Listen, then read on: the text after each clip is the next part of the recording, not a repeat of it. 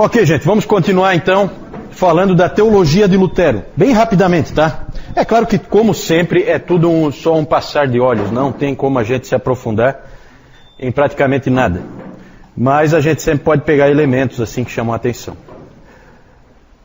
Vou começar com uma frase do Lutero, em que ele diz assim: por aquela única rocha que chamamos de doutrina da justificação pela fé somente, nós queremos dizer que somos remidos do pecado, da morte e do diabo, e somos feitos participantes da vida eterna, não por autoajuda, mas por uma ajuda externa, somente pela obra do unigênito Filho de Deus, Jesus Cristo. Então aí ele fala que a justificação pela fé somente é o que nos salva. É dessa maneira que nós somos salvos. Não porque nós nos ajudamos, mas porque o Senhor Jesus Cristo fez uma obra em nosso lugar. Então, além do sola escritura, que nós já tínhamos visto nele, nós vemos aqui o sola fide, somente a fé, e também sola gratia e solus Christus, também nessa frase nós podemos ver que para Lutero é a mesma coisa. Somente a fé, somente a graça e somente Cristo é tudo a mesma coisa para ele, na cabeça dele. Só que levou muito tempo para o Lutero chegar aí, né? Nesses quatro lemas da Reforma que a gente conhece, né? Tem mais um aí, mas aí é mais o Zwinglio que contribui com o próximo, que é o Soli Deo Gloria.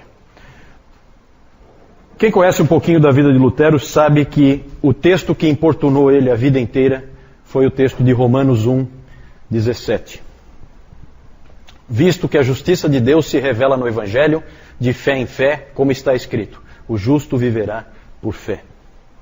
Esse texto incomodava muito Lutero, porque essa ideia de justiça de Deus, aí no início, visto que a justiça de Deus se revela no Evangelho, a ideia que se tinha, e a ideia que o Lutero tinha também, é que justiça de Deus aí significa a justiça que Deus requer.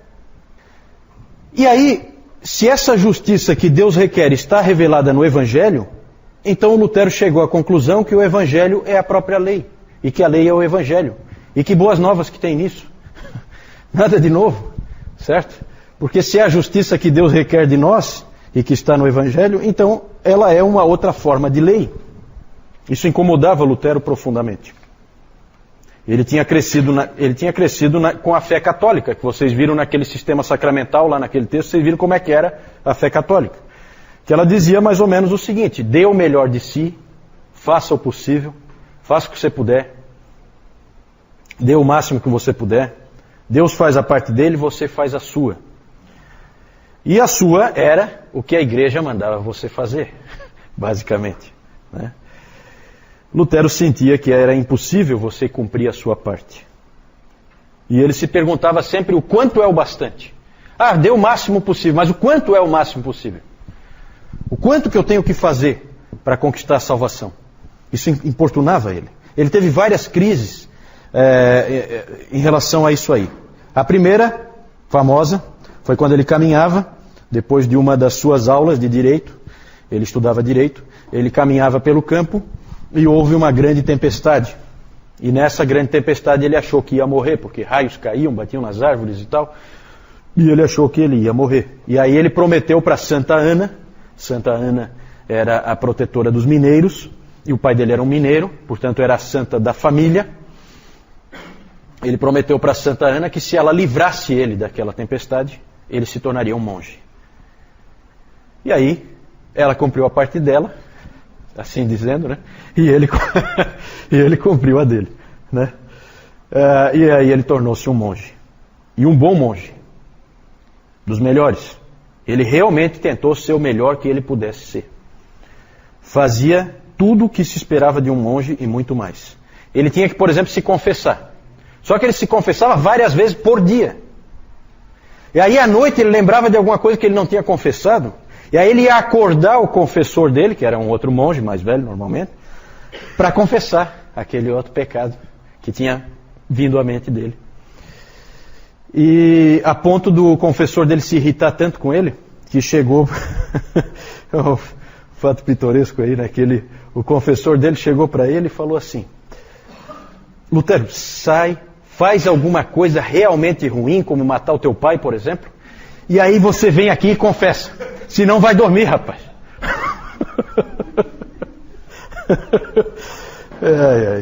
Ele corria atrás da salvação.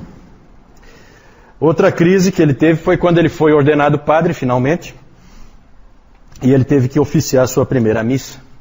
E quando chegou a parte em que ele levanta a hóstia, e aí ele tem que dizer aquele hoc est corpus meum, né?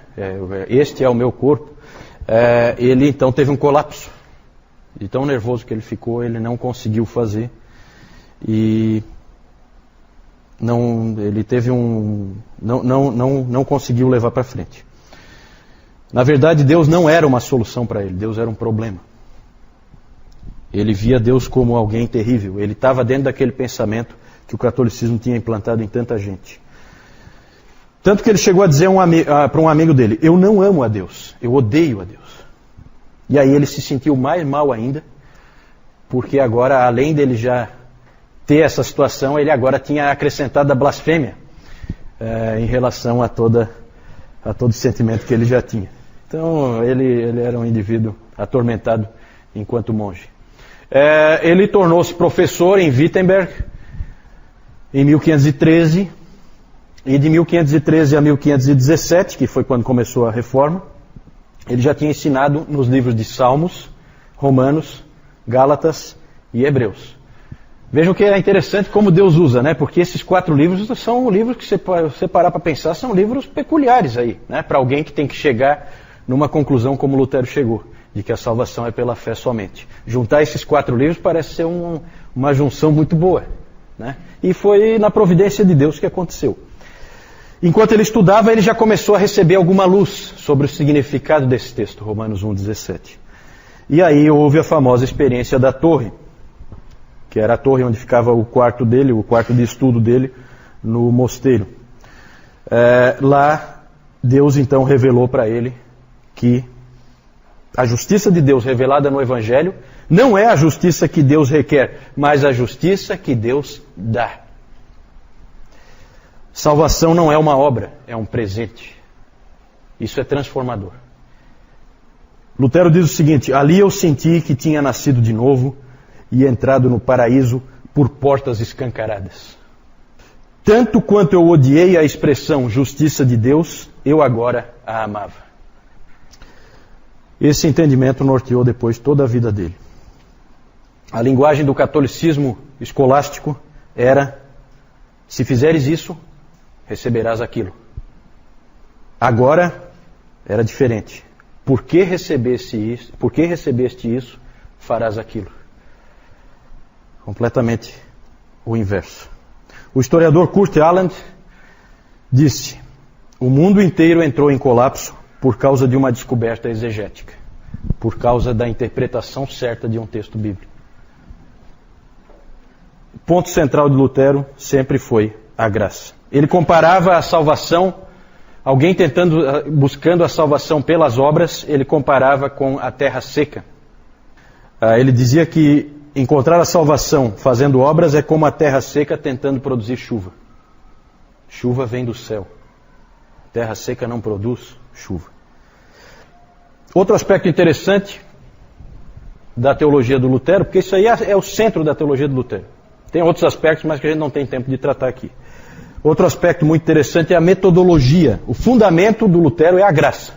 A metodologia são essas 3 palavras aí: oratio, meditatio, tentatio.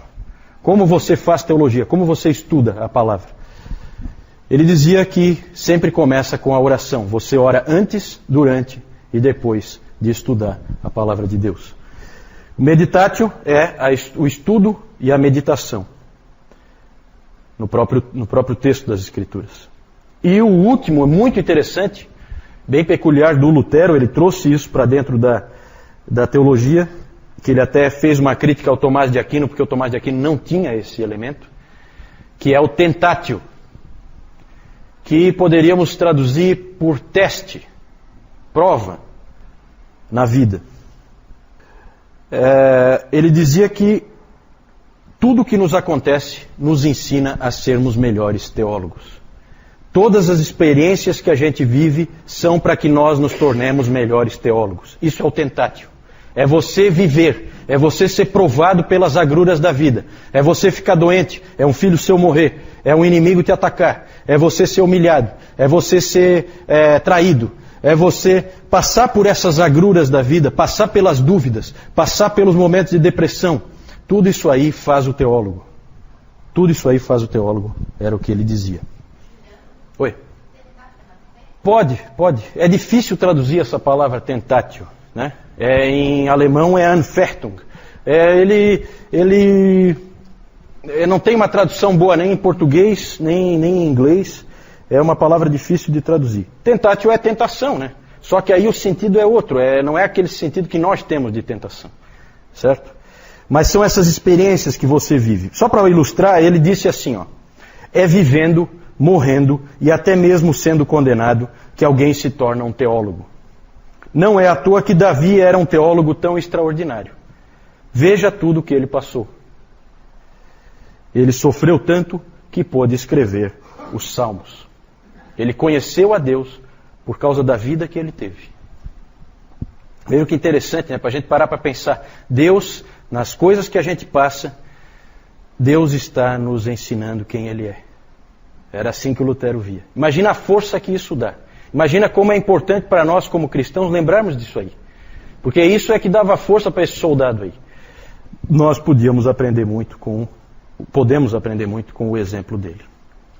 O Lutero ele não escreveu uma teologia sistemática como Calvino fez. A sua teologia ela é conhecida por tudo que ele escreveu, todo o material que ele escreveu. O pequeno catecismo que ele escreveu para as pessoas simples de Wittenberg. Ali você vê um pouco da teologia dele.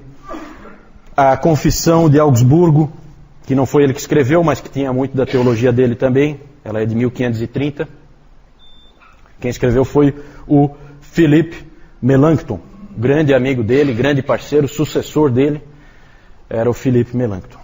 E aí a gente tem que falar um pouquinho do Melanchthon, não tem como não falar um pouquinho dele. O Lutero é de 1483, o Melanchthon é de 1497, e isso dá 14 anos, é isso? De diferença? Né? 14 anos de diferença, então o Lutero já é uma pessoa um pouco mais velha, o Melanchthon é um pouco mais jovem. O Melanchthon era professor de grego lá em Wittenberg, desde os 21 anos, e foi o grande amigo de Lutero. É o típico intelectual, o cara calmo, sossegado na dele. Ele permaneceu amigo do Erasmo, porque o Lutero era assim, quando ele discutia com alguém, acabou. Dali para frente é inimigo. O Melanchthon não, permaneceu amigo do Erasmo, se correspondia com o Erasmo, foi grande amigo de Calvino também. Os dois se correspondiam, bem interessante a correspondência deles. Eram homens de idades mais próximas, né? A mesma geração. Ele tinha uma personalidade um tanto quanto tímida, medrosa, e o Lutero às vezes tinha que dar um empurrão nele, porque ele era daquele tipo de pessoa que acha que sempre alguma coisa vai dar errado, né? Então ele ficava com medo de fazer porque não vai dar certo, sabe? Aquela pessoa temerosa. Ele era um pouco assim, bem diferente do Lutero que fazia primeiro, pensava depois, né? Então ele tinha que ser de vez em quando encorajado. Era um teólogo muito hábil, e o Lutero chegou a dizer que o Lutero é exagerado, né? Ele chegou a dizer que o livro do Melanchthon, Loci Communis, que era um tipo de teologia sistemática, devia ser incluído no cânon. Claro que ali ele estava vendo a teologia dele retratada, então ele estava bem assim predisposto, né? Claro que ali ele exagerou, né? O problema é que o Melanchthon mais tarde se afastou da teologia do Lutero. Sorte dele que o Lutero morreu, porque senão ele ia ouvir um monte, né? Ele acabou se afastando, ele acabou indo na direção do Erasmo, num aspecto, e na direção do Calvino, no outro aspecto. Ele foi na direção do Erasmo no que tange a doutrina da predestinação e da eleição, indo para um semi-pelagianismo. Ele acabou, na verdade, levando o luteranismo com ele, e, portanto, o pensamento luterano arminiano nada tem a ver com Lutero, tem a ver com esse sujeito, Melanchthon, certo? Por isso que eu sempre brinco que Lutero nunca seria um luterano, até porque o Melanchthon ia tomar uma fumada do Lutero, se ele tivesse vivo, que seria uma coisa de louco. Uma frase do Melanchthon aqui, só para vocês terem uma ideia. O Espírito Santo e a palavra agem primeiro na conversão, mas a vontade do homem não é completamente inativa. Deus atrai, mas atrai aquele que está disposto, porque o homem não é uma estátua. Frase que pode ser colocada na boca de qualquer arminiano com total tranquilidade, né? Então aqui a gente já vê. Essa frase, ela é de 1555, Lutero morreu em 1546. Conveniente, né? Tá, há 9 anos já está morto. Senão ele ia sofrer uma barbaridade, como o Erasmo sofreu. Também ele abandonou a ideia do Lutero, aos poucos, da ideia da consubstanciação. Nós vamos falar depois quando a gente falar do Zwingli. Ele também abandonou a ideia da consubstanciação e acabou indo trazendo o luteranismo para uma ideia da ceia mais parecida com a ideia do Calvino, né? Essas posições do Melanchthon causaram muita confusão dentro do luteranismo, confusões essas que só foram resolvidas com o livro da Concórdia, que a gente não tem tempo nem é o caso aqui da gente ficar comentando. O Melanchthon, de todos os reformadores, ele foi o que mais tentou aproximar os protestantes de volta para a Igreja Católica, foi o que mais manteve conversações. Ele era realmente um indivíduo de personalidade conciliadora, certo? Não gostava de ficar lutando, não é um soldado, né? Já o Lutero é um soldado. Ok, só mostrando para vocês aqui, isso aqui é uma indulgência, o documento, né? Um monte de coisa escrita. Aqui é o Tetzel e a sua feirinha, ele lá falando, vendendo indulgências, certo? Ali vocês veem Lutero, Frederico o Sábio da Saxônia, a Catarina von Bora e o Melanchthon, aqui personagens que a gente falou nessa história. Aqui as 95 teses, esse aqui é uma cena do filme Lutero, né? Em que aparece aqui o ator pregando as 95 teses na porta da Igreja do Castelo. Dieta de Worms, onde Lutero compareceu perante o emissário do Papa e o Imperador. E aqui o Castelo de Wartburg, foto atual. Aqui a salinha onde ele trabalhava e onde ele jogou o tinteiro, né? Segundo se diz. Ou o diabo jogou o tinteiro nele antes. Aí há controvérsias. Aqui a bula papal, né? Bula contra Errones, Martini, Luteri e não sei o que, né? Os erros, bula contra os erros de Martinho Lutero. O que o Lutero fez com a bula? Queimou. Ignorou completamente a bula que o excomungava, certo?